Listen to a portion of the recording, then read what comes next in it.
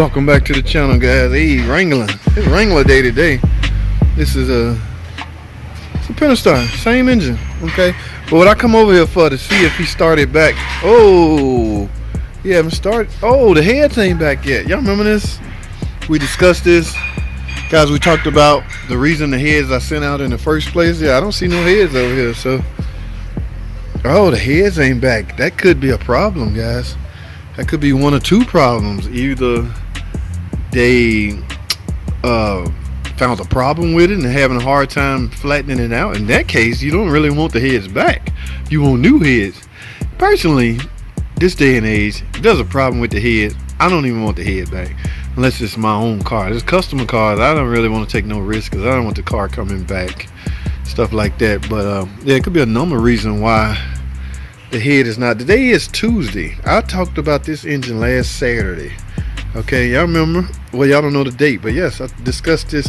And a lot of guys, I was looking at the comments, a lot of guys was asking me, did he straight edge the block?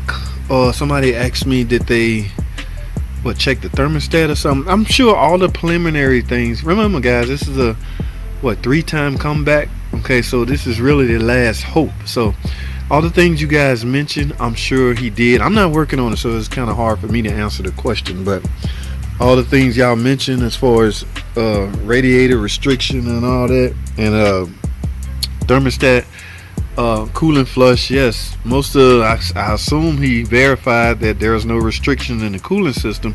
Somebody asked me about the heater core. I'm sure they done all of that. So this is in essence the last thing it could be. When I got heads off for overheating issue, that's the last thing it could be. I have exhausted all other possibilities. So yeah, guys, I really couldn't answer most of you guys' questions merely because I do not know. Yeah, I'm not working on it, so I don't know if they straight edge the block. Okay, I'm sure. Well, I would clean my block off if I'm about to straight edge. I don't want no kinks disrupting my measurements. Okay, but I don't know if they did it or not. But I want to say yes because this guy's pretty sharp. Not the young guy is in training, but the older guy that's training him is pretty sharp. And we all have a history on this engine, so we all know it upside down. We all know what we can and can't get away with and what we should do, blah blah blah blah. So that's where we at on this engine, guys. So ain't nothing else to talk about on this. As far as this Wrangler right here, I have no idea what's wrong with it. Oh, I'm looking at the RO now. Traction control light on. Could be something simple. Could be a wheel speed sensor. Could be anything. I haven't been to the used car department in a long time. What in the world they got going on back here? We got dually 3500 turbo Cummins diesel. They're doing gravy brake jobs. That's all they go on back here, guys. This all these guys get is gravy. A non-Chrysler product. I get all excited when is that Toyota? I don't even recognize the emblem. I told y'all, I've been in this bubble for so long. I don't know what's this used car trade-in and no license plate on it. And guys, I can guarantee you this Toyota will not be here long at all. When they do their used car inspection, and write up what it need, the boss gonna approve it. Next thing you know, this sucker will be on the lot. But I want to see what they working with. Okay, little 4-banger, nothing to run home about. Little battery. Okay, about the size of our little small car, about this size. Look at that. Even the hood shocks doing their job. How nice. Somebody traded in this is an older model Liberty. 3.7? Yeah, 3.7 V6. Okay. I haven't worked on one of these in a minute. It's got a couple of recalls on this model about the little tonal shield you're supposed to install underneath. Yeah, I assume somebody traded in, got drive out. I mean, it's got that kind of plate on. It's 4-wheel drive. Now, I don't know how long this was set out there. Depends on the price, man. I read an article somewhere the used car prices are expensive now. I want to talk about that on one of my videos. So, new caliper and rotors. Nobody's turning rotors anymore, I guess, especially not this size. I don't even know if we have the attachment that will allow such. All right. Yes, beautiful Cummins diesel. All right, guys. This is Nosy 30. What else we can be nosy on? What's going on down here? Hey, what I see over here? I don't want y'all to see these people license plate. Gotta keep some secrecy under wraps. But, however, this is a Grand Cherokee. This is a baby Cherokee. Typical baby Cherokee with a 2.4 multi-air. No problems with these guys. Every now and then thermostat would fail. A little history. Oil consumption. They got a handle on that. Okay. Via flash update. Okay. Now you got to understand what that flash is doing. It's merely changing how the VVT system is operating. Okay. Wash down. I got to do some more reading on it. When I find out everything I need to know, I will speak on it. Okay. Yes. That's gonna be a fun video.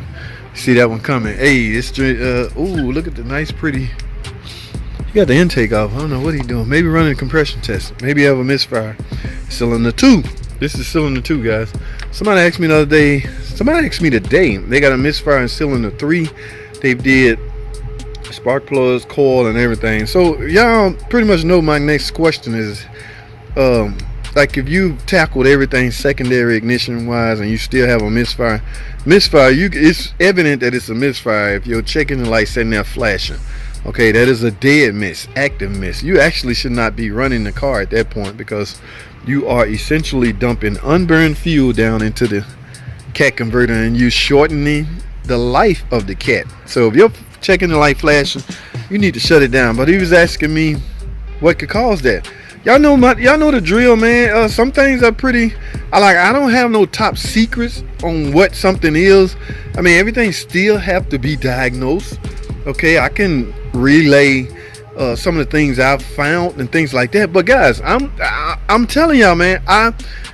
Now one of the dudes was asking me all this stuff. I went to his channel. He's not even subscribed to me. I kind of get a little irritated, or if I find it offensive, you can just jump on.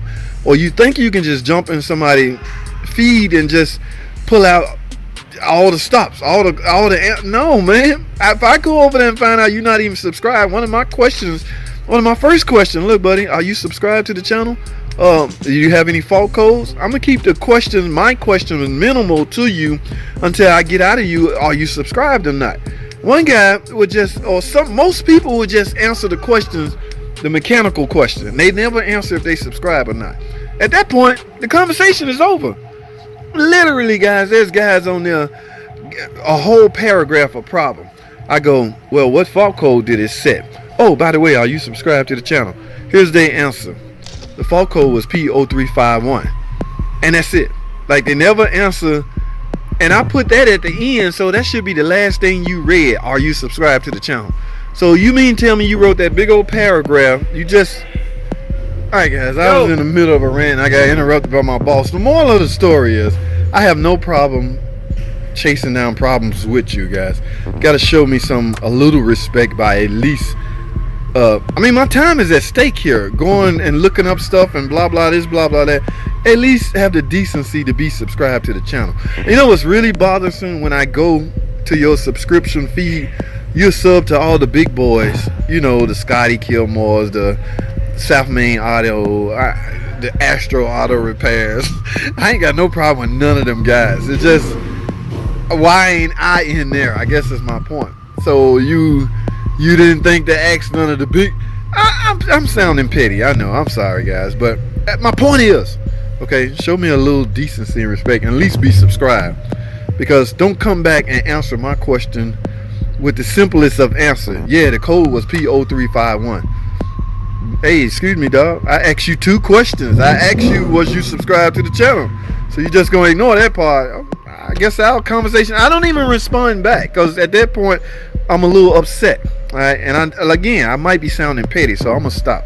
But yeah, I don't have time. I have to spend my time answering questions of people that subscribe and, you know, interact on, you know, the live stream, things like that.